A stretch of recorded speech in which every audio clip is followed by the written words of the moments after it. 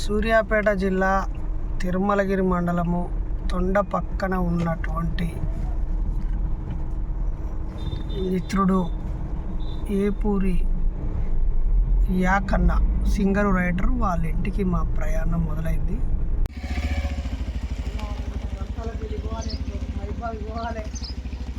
ఉన్నాయి ప్రయాణాలు. Hi bro.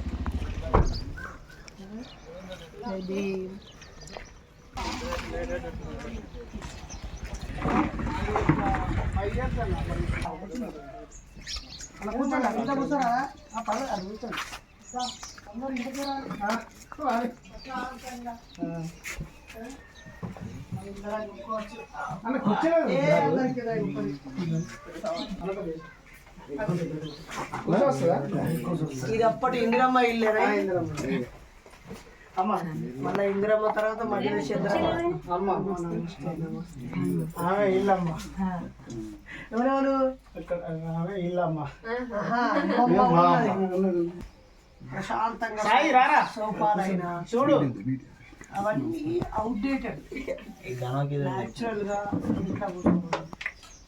ఎలాంటి ఫార్మాలిటీ లేకుండా ముచ్చట్లు పెట్టుకోవడం, గడన్ చెట్టు కింద కూర్చోవడం అనేది ఇప్పుడు కరెక్ట్. తమ్ముడు ఇట్లా చోటు తమ్ముడు ఇట్లా తమ్మి కూర్చో. మనం ఇప్పుడు మాట్లాడుకునేది ఏది కూడా అబద్ధం మాట్లాడుకోవద్దు. తర్వాత భయపడే విషయం మాట్లాడుకోవద్దు. ఓకేనా? ఇది 1000 మంది విన్నా పర్వాలేదు అనే విషయాలు సత్యాలే మాట్లాడుకోవాలి, నిజాలే మాట్లాడాలి. ఓకేనా? ఏమంటావు? నీ పేరు ఏం పేరు? యాకేష్. మొత్తం యాకన్నలు ఉన్నారు అంటే దేవుని పేరా? మనకు ఒక 40-50 ఇయర్స్ నుండి ఫ్యాన్ వద్దు. ఎందుకు ఇంత మంచిగా చల్లగా ఉన్నది వాతావరణం. 50 ఇయర్స్ నుండి అక్కడికి మనలోకి రాకపోగలం. అమ్మ పేరు ఏం పేరు? మరియమ్మ. మరియమ్మ. నా పేరు డాక్టర్ బైరి నరేష్. ఈమె మా భార్య సుజాత, టీచర్. ఈమె ఇవాళ ఆదివారం, ఈమెకు సెలవు. సో మైబాద్లా నర్సంపేట రోడ్డుకు ఉపేంద్ర అక్క అని ఒక అక్క ఉంటుంది. ఆ అక్క బిడ్డకు ఇవాళ ఎంగేజ్మెంటు. ఆదివారం రోజు అయితేనే నేను అత్త అని చెప్పి ఆదివారం రోజే ఎంగేజ్మెంట్ పెట్టుకున్నది. అయితే 11ంటికి ఆడ అందరు వస్తారు తమ్ముడు, నువ్వు వాడికి రావాలి అని అడిగింది. ఇక ఈమె బయలుదేరింది. పొద్దున 7ంటికి వచ్చి ఇక్కడ ఛాయ్ తాగి 8ంటికి తొర్రూరులో టిఫిన్ చేసి 9ంటికి మైబాద్లో ఒక సైంటిస్ట్ ఉంటాడు, అగ్రికల్చర్ ఆఫీసర్. ఆయనతోటి 10ంటి దాకా ఉండి 10:30కు అక్కడికి పోతా అనుకున్నా. ఇక మళ్ళీ ఆఖరికి ఈమె ఇవాళ సరే నువ్వు ఒక్కడి పోతాను కానీ నేను కూడా వస్తా అని చెప్తే ఈమె వల్ల ఇంకో అరగంట ఆలస్యం అయింది. అందుకే యాకన్నకు దొరికిన ఇవాళ. అయితే విషయం ఏంటంటే నా పెళ్లి మీరు వేయాల్సి ఉండే సేమ్ టైం మీరు జైల్లో 15 days అవుతుంది. అయితే మీరు అప్పటికి లోపలికి వెళ్ళి 15 days అవుతుంది. ఇవ తీసుకురాలే 15 daysలో 50-60 రోజులు పెట్టిన వాళ్ళ నన్ను. అట్లా నా పెళ్లి చేయాల్సింది మీరే ఉండే. నిర్బంధంలో ఉండి రాలేకపోయారు. అప్పుడు ఇంకో పెళ్లి చేద్దాం. ఏడాదికి ఎప్పుడో పెళ్లి రోజు ఉంటుంది కదా, అప్పుడు వెళ్తే అయిపోయారు. 2 ఏళ్ళకో 3 ఏళ్ళకో. ఇప్పుడు 4 ఏళ్ళ పెళ్లి రోజు ఉంటుంది. ఇప్పుడు శ్రీరాముల వారి పెళ్లి ఉంటుంది కదా, ఆయన పెళ్లి అంటే విమర్శ కాదు, దేవుని అవమానిస్తలేను. శ్రీరాముల కళ్యాణం అంటారా అనరా? అంటే అది పెళ్ళి యానివర్సరీ అన్నట్టే కదా. ప్రతి సంవత్సరం యానివర్సరీ, పెళ్లి రోజు అది పెళ్ళి అంటారు, పెళ్లి రోజు అనరు. అంటే రాముల వారు పుట్టిండ్లు, మంచి పనులు చేసిండ్లు, దేశానికి సందేశం ఏదో ఇచ్చిర్రు, అవతారం అయిపోయి చచ్చిపోయి ఇంకో అవతారం ఎత్తిళ్ళు రాముల వారు. చచ్చిపోయిన ఆయన పెళ్ళిని ఎత్తారు కదా, మనం బతికే ఉన్నాం కదా. ఇప్పుడు 5 ఏళ్ళ పెళ్ళి నువ్వు మళ్ళీ చేసుకోవాలి, 5 ఏళ్ళ పెళ్ళి అని పెట్టుకొని ఏమైనా దావత్ ఇచ్చుడే కదా. ఇప్పుడు ఈ యాకయ్య దేవుడికో కురిమిద్దకో అక్కడక్కడ నిన్న కొమ్మెర దేవాలయంలో నిన్న మహబూబ్ నగర్ నాగర్ కర్నూలా సాకలోళ్ళు గుడికి పోతా అంటే నువ్వు సాకలు దానివి, మా ఇళ్ళలో బట్టలు ఉత్తుకొని అడుక్కొని తినేదానివి, నువ్వు గుడికి అత్తవా మాతోడు సమానంగా అని చెప్పి గెంటేసి చనిపోయింది. ఎంత ఘోరం చెప్పు. చాలా దుర్మార్గం. గట్టున్నది కర్త. అయితే నువ్వు 29 ఏళ్ళు నువ్వు ఇంకా గ్రూప్స్ సివిల్స్ ప్రిపేర్ అవుతున్నావు. నీకు చేతులు జోడించి కోరుతున్నా, సీరియస్గా నిర్ణయం తీసుకో. 6 నెలలు లేదా 1 ఇయర్ బ్యాంకింగ్ కోసం అన్నీ బంద్ చేసుకొని జీరో కాంచెలు చాలు చేయి. ఏవైతే జనాలు సక్సెస్ అయినోడు, ఈ కాలనీలో నుంచి ఫస్ట్ పీజీ చేసినోడు టక్కున ఏదో ఒకటి దొరకబట్టుకోకపోతే జనాలు అందరి మీద నీ ప్రభావం పడుతుంది. వాడు చదివి ఎన్ని ఏళ్ళు అవుతుందిరా, వాడు పీజీలు చేసిండు, యూనివర్సిటీలో చదివిండు, వానికి ఏం దొరికిందిరా అని నిన్ను చూపించి అందరు ఇట్లా పొడుతూ అంటారు. నువ్వేమో పెద్దది పెట్టుకున్నావు, ఐఏఎస్ ఐపీఎస్ అనేది పెద్దది. పోనీ దానికైనా నువ్వు 1-2 సార్లు అటెంప్ట్ చేసి ఇంటర్వ్యూ దాకా పోతే ఇక సక్సెస్కి దగ్గరగా ఉన్నా అని పెళ్లి లేదు, పిల్లలు లేరు, ఊరు లేదు, అవ్వలేదు, అయ్యలేదు. 35 అయినా మంచిదే, నీకు 35 ఏళ్ళు వచ్చినా మంచిదే, కొట్టాలి. ఇక దారి మూసుకపోయినప్పుడు బండి ముంగటికి పోదన్నప్పుడు దిగి ఇంకో బండి ఎక్కాలి, పోయే బండి. ఇప్పుడు ఇక్కడ వీడికి వచ్చిన నేను గోల్వా బస్ వేసుకొని, లేకపోతే ఇక్కడ కారు వేసుకొని వచ్చిన, కారు పలిగిపోయింది, ముంగటికి పోదు. ఏం చేయాలి నేను? ఆటో ఎక్కైనా పోవాలి నేను, లేకపోతే అన్న బండి అడుక్కొనైనా పోవాలి, ముంగటికి పోవడే కావాలి. ఇక్కడ ఆగి అది రిపేర్ అయిందంటే ఎవరు నీకు సింపతి చూపించాడు. సరేనా? సీరియస్గా తీసుకోని నిర్ణయం. ఇప్పుడు పిల్లలు ఒకసారి ఎత్తి పాపం వాడే నువ్వు కడిగేసి నాకు వద్ది అన్నా, నా 10 నిమిషాలు చేయి అంటే 1 సెకండ్లో అయిపోతుంది. పాపం అటోడు 1 నిమిషం 2 నిమిషాలు వేస్ట్ చేసుకోడు.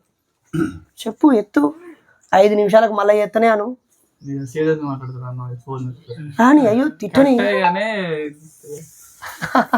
తప్పించుకొని పోయినా కొద్దీ ఎంబడి పడతా అంటారు.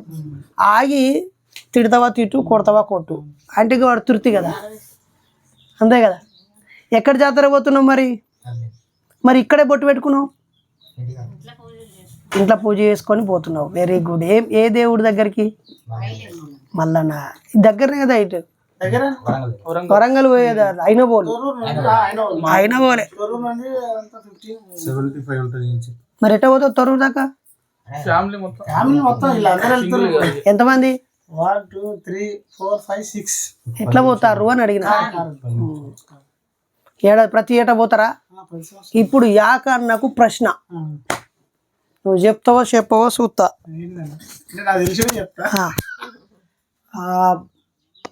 మాలోళ్ళు కానీ మాదిగోళ్ళు కానీ ఎస్సీలు ఎవ్వలైనా, శాఖలోళ్ళు మంగళోళ్ళు కూడా ఎస్సీలే కొన్ని రాష్ట్రాలలో. ఇక్కడ ఏదో బై మిస్టేక్లా బీసీలో వేసారు, వాళ్ళు కూడా చాలా అన్యాయానికి గురయ్యారు. ఫస్ట్ గుడి ముంగటికి పోవడానికి లేదా గుడి లోపలికి పోవడానికి మనకు అవకాశం ఇచ్చిన వాళ్ళు ఎవరు? నువ్వు చెప్పకాదు, మీకు ఎవరికైనా ఎరికేనా? వీళ్ళైతే మీరు పోగా అద్దంటలేనమ్మా, చిన్న నువ్వు పోవద్దు అంటలేను, ఇక్కడ దేవుడిని నేనేం అంటలేను. ఫస్ట్ దేవుడి గుడి లోపలికి పోవడానికి లేదా గుడి ముంగటికి వెళ్ళి ఆ దేవుడి గుడి చుట్టూరంగా తిరగడానికి మనకు అవకాశం ఇచ్చిన వాళ్ళు ఎవ్వరు? ప్రశ్న అర్థమైందా? వినబడ్డా?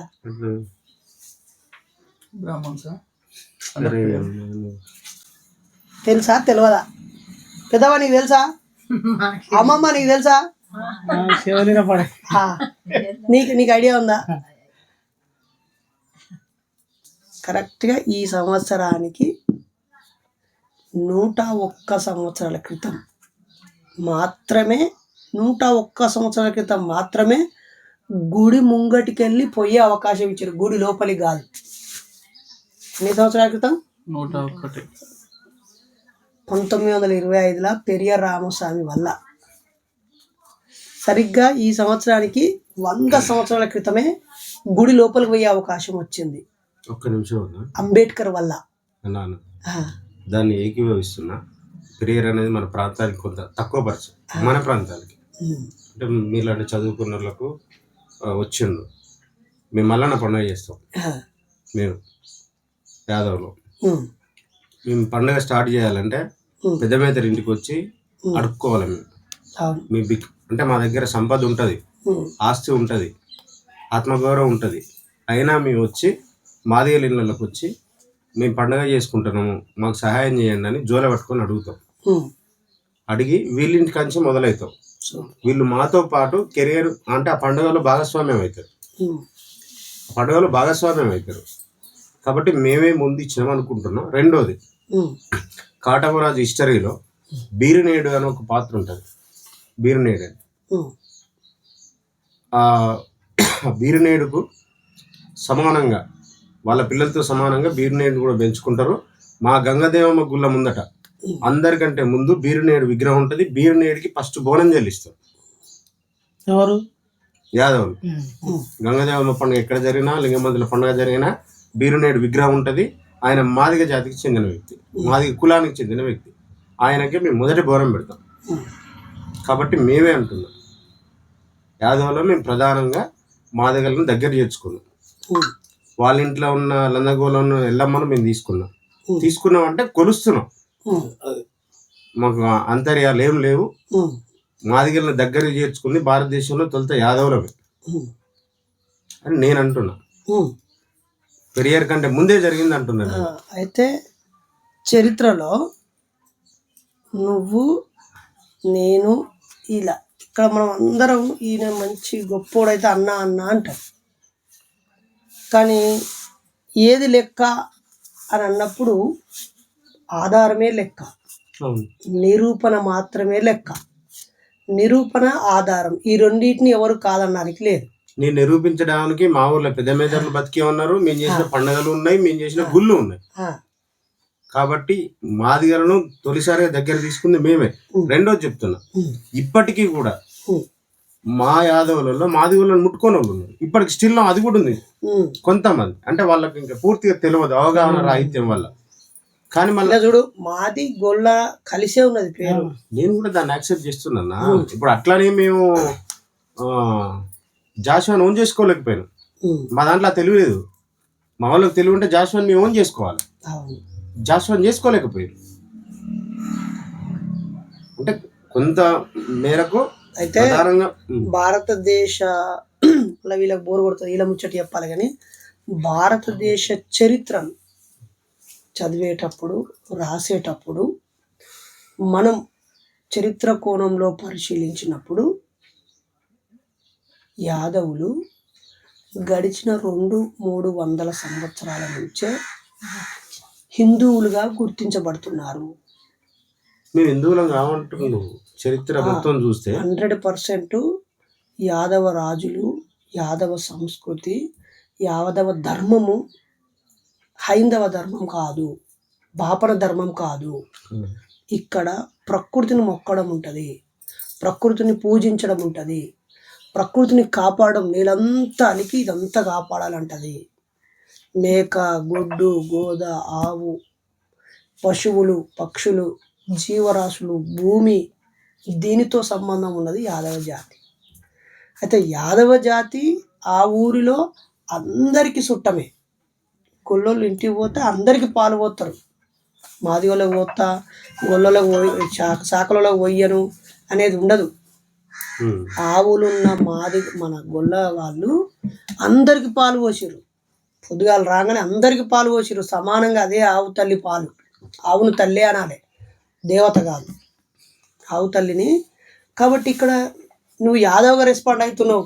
నేనేమన్నా, ఈ దేశంలో హైందవము, సనాతన ధర్మము అంటూ ముట్టు పేరుతో సమాజాన్ని విభజించింది. నేను అక్కడికి పోలేను. అదే పెరియార్ కాంచి స్టార్ట్ చేసారు కాబట్టి పెరియార్ కంటే ముందే మేము ఉన్నాము. 12వ శతాబ్దం కంటే ముందే ఈ బీరునేడు అనే వ్యక్తిని మేము దగ్గర తీసుకున్నాము. ఆ చరిత్రను ఇంకా కొనసాగిస్తున్నాం. అంతకంటే పూర్వం చరిత్రను మాకు తెలుసుకునే అవకాశం రాలేదు, లిఖించబడలేదు. కానీ ఇదే మీకు ఒక 20-30 కిలోమీటర్ దూరంలో పర్వతగిరి అనే ఒక మండలం ఉంటుంది. అక్కడ ఎస్సీ అబ్బాయిని యాదవ అమ్మాయి ఇష్టపడ్డదని వాళ్ళ నానమ్మే చంపేస్తుంది.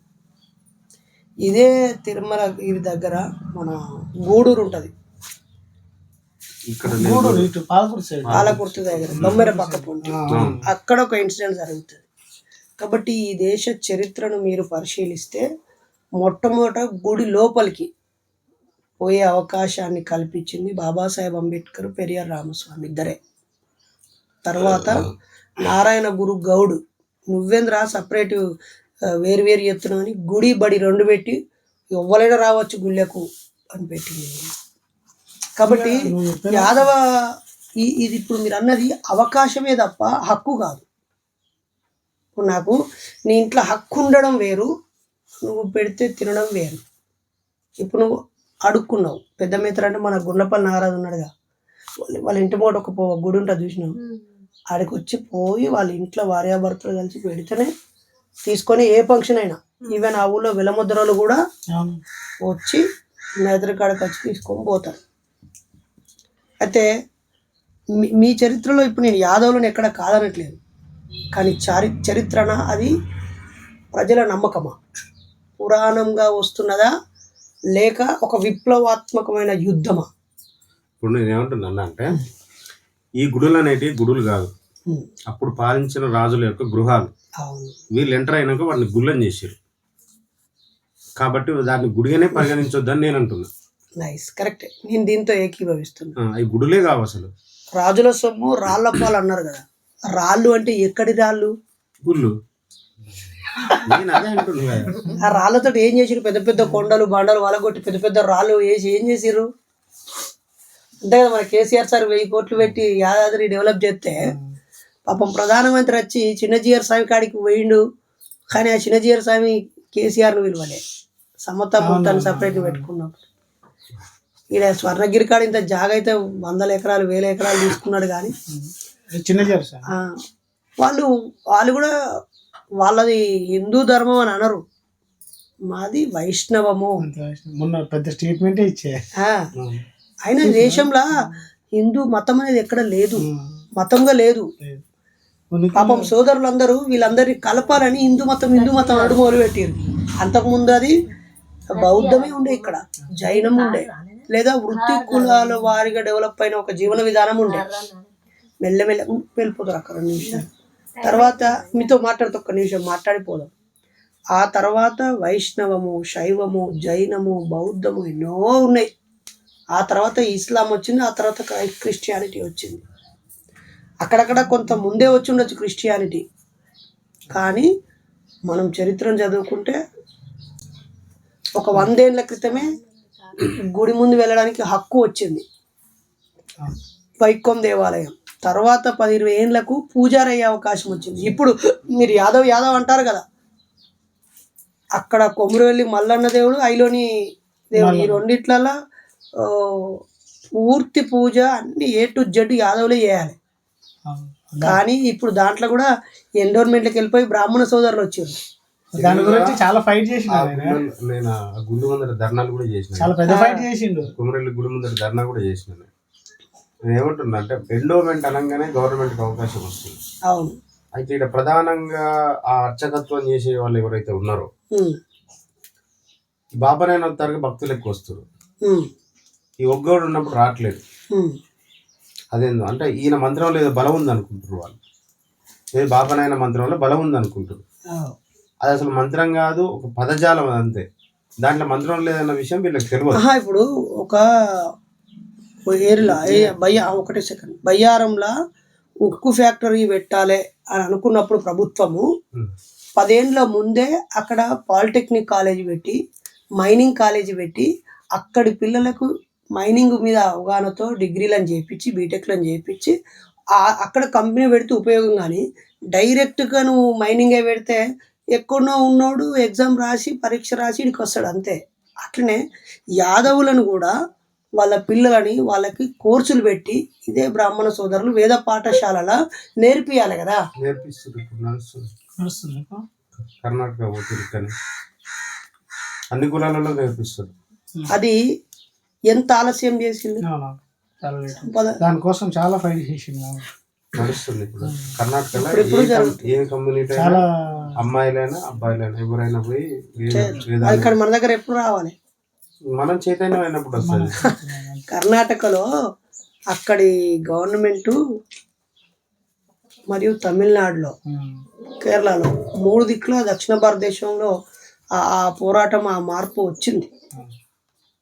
ఇక్కడ లేదు మన దగ్గర. అక్కడ బసవేశ్వరుడు ఇప్పుడు అన్న గురువున్నాడు ఒక ఆయన చూసి,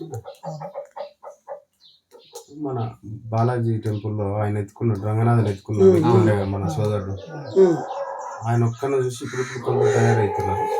అంటే వేదం కూడా పూర్తిగా రావట్లేదు, అంటే అటువైపు అది 5-6 ఏళ్ళు 7-8 ఏళ్ల పాటు చిన్న పిల్లగాని కాంచెల్లి ప్రాక్టీస్ చేయించేటువంటి ఒక బట్టి వ్యవస్థే అది. అంటే అది బాపనోళ్ళ టెక్నాలజీ అన్న. ఇంట్లో ఇద్దరు పుడితే ఒకరిని ఐఏఎస్ ఒకడు వేదం. వాడు గజ చలి నీళ్ళైనా 4 గంటలు లేచి 5 ఏళ్ళ పిల్లోడు స్నానం చేయాలి, వేదం పఠించాలి. 5 ఏళ్ళ పిల్లోని తీసుకుపోయి మనం ఇప్పుడు 10 ఏళ్ళు అయినా కానీ నా కొడుకు హాస్టల్ వేయాలంటే మనం అమ్ము అక్కడ భూ అంటే తింటాడో తినమని ఇంకా ఉంది అది మన కమ్యూనిటీలలో. వాళ్ళు ఏం చేస్తారు, 5 ఏళ్ళు తీసుకోమని మంచి స్కూళ్ళలో కాలేజీలలో వేస్తాడు. వాడు ఐఏఎస్ ఐపీఎస్ అయ్యి ఇంటికి వస్తాడు. వీడు బ్రాహ్మణ మొత్తం మంత్రోచ్చారణ వేసుకొని వీడు ధర్మాన్ని వాని కుల ధర్మాన్ని కాపాడడానికి ఒకడు, ధనాన్ని కాపాడడానికి ఒకడు, రాజ్యాధికారం వైపు ఒకడు, జడ్జి అవుతాడు, ఐఏఎస్ అవుతాడు, ఐపీఎస్ అవుతాడు, గ్రూప్ 1 ఆఫీసర్ అవుతాడు, లేదా ఇండస్ట్రీ పెట్టి దానికి కంపెనీ ఓనర్ అవుతాడు. ఇంకా ఇంట్లో బాపనల తెలుగులో ఇంకా మనోళ్ళకి అర్థం కాని ఒకటి ఏంటంటే వాళ్ళు రాజకీయాన్ని వదిలేసిరు అనుకుంటున్నాం మనం. రాజకీయం ఎన్నేళ్ళని ఒక రాష్ట్రానికి 5 సంవత్సరాలు. అదే సివిల్ సర్వీస్లు ఉంటే 35 ఏళ్ళు. అసలు మొత్తమే వాళ్ళ కాడ ఉంది. మనోళ్ళు ఏమనుకుంటారంటే రెడ్లు పాలిస్తున్నారు, వీళ్ళు పాలిస్తున్నారు, వాళ్ళు పాలిస్తున్నారు, ఈ అపోహలు ఉంటారు. అసలు పాలించేది వాడు 35 సంవత్సరాలు గవర్నమెంట్ సెక్టార్ను వాడు నడిపిస్తాడు. వీడు పథకం తెచ్చినా మళ్ళా ఈ రెడ్డి సోదరుడు పాలకుడై దొర పాలకుడై మనందరి పోరాటంతో ఇది చేద్దాం అని ఒకటి పథకం తెచ్చినా దాన్ని ఇంప్లిమెంట్ చేసి సైన్ చేసి ప్రొసీడింగ్స్ ఇచ్చి ఆ ప్రాసెస్ కాడ ఈడ కూర్చుంటాడు కాబట్టి వాడు కాలడ్డం పెడితే అది మళ్ళీ తిరిగి సచ్చి ఆగుడే. రాజ్యాన్ని నడిపించేది వాళ్ళే. ఇప్పటికంటే వాళ్ళు రాజకీయాన్ని వదిలిపెట్టి సెక్టార్ లో పడ్డారు, గవర్నమెంట్ సెక్టార్ లో పడ్డారు. ఇది మన వాళ్ళకి అర్థం కాదు. అయితే ఇప్పుడు ఏం పని చేస్తున్నావు?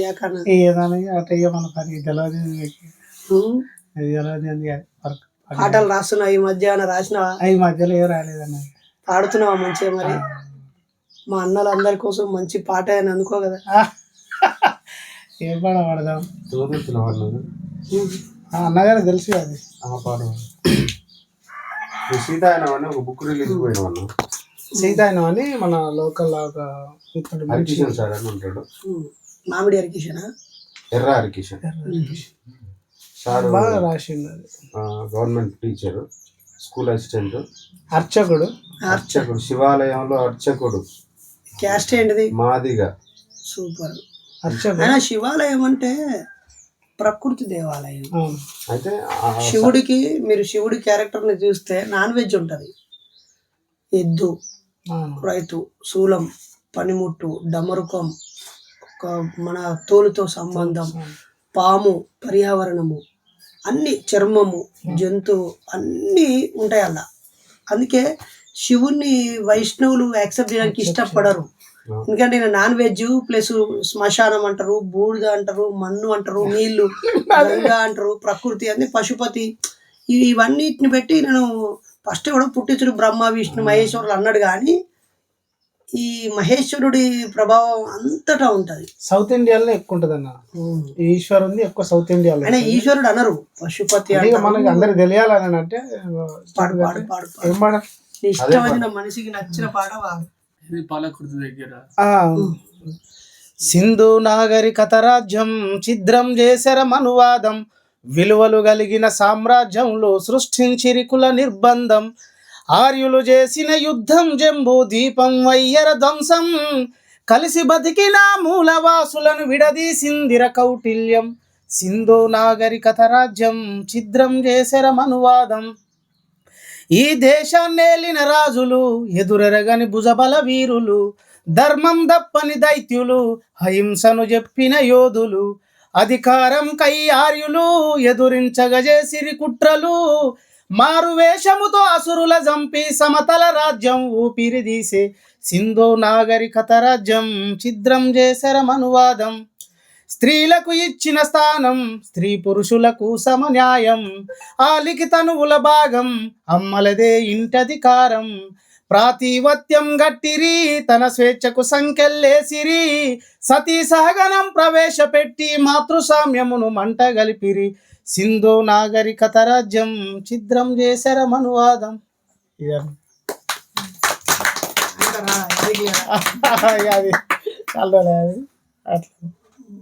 అక్క మీరేం చేస్తారు? ఎంతమంది కొడుకులు? మా వదిన పెద్దన్న భార్య. పెద్దన్న భార్య. మూడోడు బిడ్డ అవుతుంది అనుకుంటే కాలేదా? కూడా బిడ్డ అవుతుంది ఎప్పుడు రేపు ఏమైనా సత్తే ఏడుతుంది అని, అంతే కదా. సచ్చిన కేసుల కోసమే వీళ్ళు పట్టుకొచ్చింది. నువ్వు ఏడవరా బిడ్డనే ఏడుతావారా? నువ్వు పెద్దనువా నడిపోను? బాబాయ్ కొడుకు సామాజిక ఉద్యమాభివందనాలు. నేను మా ఆవిడ ఒక కార్యక్రమం చేస్తున్నాము. దాని పేరు జ్ఞాన గృహ సందర్శన. జ్ఞాన గృహ సందర్శన దైవ దర్శనం లాగా రకరకాల గుళ్ళు గోపురాలు దర్శనాలు చేసుకున్నట్టుగా మేము మమ్మల్ని ఇష్టపడే వాళ్ళు, మాలాంటి ఆలోచనతో ఉన్నవాళ్ళు, బుద్ధుడు, పూలే, పెరియార్, అంబేద్కర్ల బాటలో నడిచే మంచి మనుషులు ఎవరున్నారో వాళ్ళను వెతుక్కొని వాళ్ళ ఇళ్ళకు వెళ్ళి వాళ్ళ ఇంట్లో ఏ షాయి ఉంటే షాయి తాగి, బువ్వ ఉంటే బువ్వ, సలన ఉంటే సలన వేసుకొని తిని మేము మీ మనుషులం, మీరు మా చుట్టాలు అని చెప్పి కాసేపు వాళ్ళతో గడిపి ఫ్యామిలీ ఫ్రెండ్స్గా మారి వాళ్ళు చదువులు ఎట్లా ముందుకు వెళ్తున్నారు, డబ్బు పరంగా ఎట్లా అభివృద్ధి చెందుతున్నారు, ఆరోగ్యాన్ని ఎట్లా కాపాడుకుంటున్నారు, పిల్లల్ని ఎట్లా చదివిపిస్తున్నారు, ఇట్లా వాళ్ళు సంతోషంగా ఉండడానికి ఏమేమి చేస్తారు అనేటివి అన్నీ అడిగి తెలుసుకోవాలని అందరి ఇళ్ళకి పోయి పరిచయం చేసుకొని ముచ్చట్లు పెట్టుకుంటా పోతా ఉన్నాం. ఇక డైరెక్ట్గా పోవచ్చు ఏదన్నా అక్కడ ప్రోగ్రాం ఉంటే, కానీ మధ్యలో మనోళ్ళని కలిస్తే ఆ పరిచయం పెరుగుద్ది అనేది మా ఉద్దేశం. సుజాత గారు ఈ ఇండ్లు ఇట్లా తిరుగుతున్నప్పుడు ఆమె ఏం గమనించిందో 2 నిమిషాలు చెప్పు. పట్టు. అనేక ఇండ్లు తిరుగుతున్నాం. పోయిన సంవత్సరం ఒక 150-200 ఇండ్లు తిరిగినాం. అంతకుముందు 50-100 తిరిగినాం. ఇక ఈ సంవత్సరం 200 కంపల్సరీ ఇండ్లు తిరగాలనుకున్నాం. ఇది 46వ ఇల్లు. అంటే 2026 టార్గెట్ 200. 200 ఇండ్లు తిరగాలి. జై భీమ్ అందరికీ. ఈరోజు మేము జ్ఞానగృహ సందర్శనలో భాగంగా యాకయ్య వాళ్ళ ఇంటికి వచ్చాము. ఇక్కడికి రాగానే చాలామంది తమ్ముళ్ళు ఇక్కడ కలుసుకోవడం జరిగింది. వాళ్ళ ఇంటి విషయాలు చెప్పడము, సమాజంలో ఎలా హెచ్చుతగ్గులు ఉన్నాయి, అంతేకాకుండా వీళ్ళు జాతరకు వెళ్ళే వాళ్ళని కూడా ఆపి మరి మాతో భాగస్వామ్యం చేయించారు. అమ్మ వాళ్ళు కూడా చాలా హ్యాపీగా ఫీల్ అయ్యారు. వీళ్ళు ఇక్కడ మొదటి అబ్బాయి అంట, చదువుకున్న వ్యక్తి. సో ఒక్కడు కాదు, మొత్తం ఊరంతా అలా ఉండాలి అనేది మా ఉద్దేశం. ఎందుకంటే చదువుతోనే మనం సమాజంలో మార్పు తేగలుగుతాము. కాబట్టి నువ్వు చదవడం కాదు, నీ ఇన్స్పిరేషన్గా తీసుకొని పిల్లలందరూ పై చదువులకు వెళ్ళాలని మేము కోరుకుంటున్నాము. చాలా హ్యాపీగా ఉంది. Thank you Yakaiah. ఇంకా యాకయ్య ఎట్లా ఫీల్ అవుతున్నావు?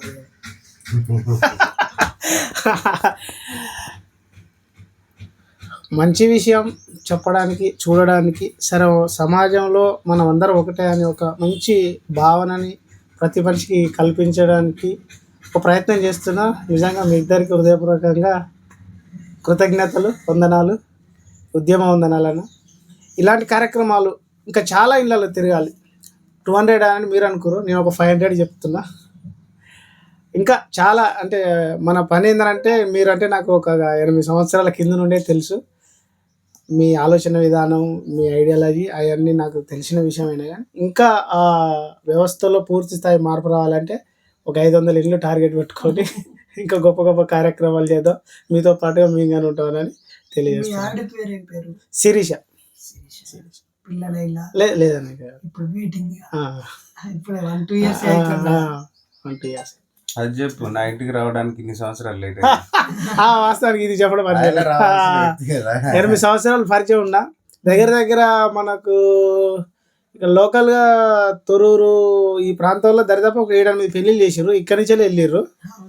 వచ్చిన ప్రతిసారి ఫోన్ చేసిర్రు, కానీ ఫస్ట్ టైం రావడం 2019 ఆ పీరియడ్ నుండి ఇక్కడ తిరుగుతూనే ఉన్నారు. కానీ 2026కు కలిసి వచ్చి అట్లా చేసుకొని పోయి కలిస్తేనే బంధాలు నిలబడతాయి. ఇక మీరు నేను మీటింగ్ పెడుతుంటే వస్తున్నారు, హైదరాబాద్లో పెడితే వస్తాను, తొర్రూరులో, మైబాద్లో, వరంగల్లో, ఎక్కడెక్కడ మీటింగ్లో మీటింగ్లకు వస్తున్నారు. కానీ నేను మీ ఇంటికి వచ్చుడు అయితలేదు. లోకల్ మొన్న విశాఖపట్నంలో మహాసభలు జరిగినప్పుడు ఏడాది కింద చెప్పినాము. మొన్న బొంబాయిలో మహాసభలు అప్పుడు చెప్పినాం. మొన్న సంక్రాంతి చేవెళ్ళ సమావేశాలు అయినప్పుడు కూడా చెప్పినాం మేము మీ ఇళ్ళకే వస్తాం అని. యాక్చువల్లీ మధ్యన తొర్రూరులో శ్వేతశ్రీ అనే చెల్లి ఉంటుంది. ఆర్కే గణపురం రామకృష్ణ అనే అడ్వకేట్ ఉంటాడు. వాళ్ళ ఇంటికి పోవాలి టిఫిన్ చేయడానికి. ఆ చెల్లె నిన్న రాత్రే వాళ్ళ అమ్మమ్మల ఇంటికి పోయి వాళ్ళ అమ్మగారి ఇంటికి పోయిందట. అబ్బా అన్న నేను మీరు వస్తానంటే లేదు లేదు లేదు మీ పని వదులుకోవద్దని చెప్పి. చాలా సంతోషం అన్నలు. పోదామా ఒక మంచి ఫోటో దిగుదామా అందరం కలిసి.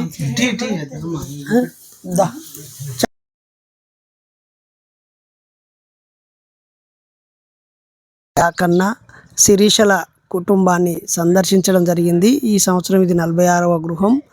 సూర్యాపేట జిల్లా తిరుమలగిరి మండలము వెలిశాల అనే గ్రామం. మరి మనందరికీ బాగా తెలిసిన వ్యక్తే ఏపూరు సోమన్న. కనిపించే ఇల్లే సోమన్న ఇల్లు అంట. అన్న వాళ్ళ పాలోళ్ళే వీళ్ళు, అంతేనా? ఆయనకి రాగానే ప్రేమతో కాసేపు పలకరించి ముచ్చట్లు పెట్టిరు. వీళ్ళందరికీ కూడా ప్రత్యేక ఉద్యమాభివందనాలు. మిత్రులారా, మీరందరూ కూడా ఎప్పుడు ఆదివారం ఉన్నా సెలవు ఉన్నా వివిధ ప్రదేశాలకు ప్రయాణించి మనలాంటి ఆలోచనతో ఉన్న వాళ్ళందరినీ కలిసి మాట్లాడి పరిచయాలు పెంచుకొని మానవ సంబంధాలని పునరుద్ధరించాలని కోరుతున్నాను. జై భీమ్, జై ఇన్సాన్.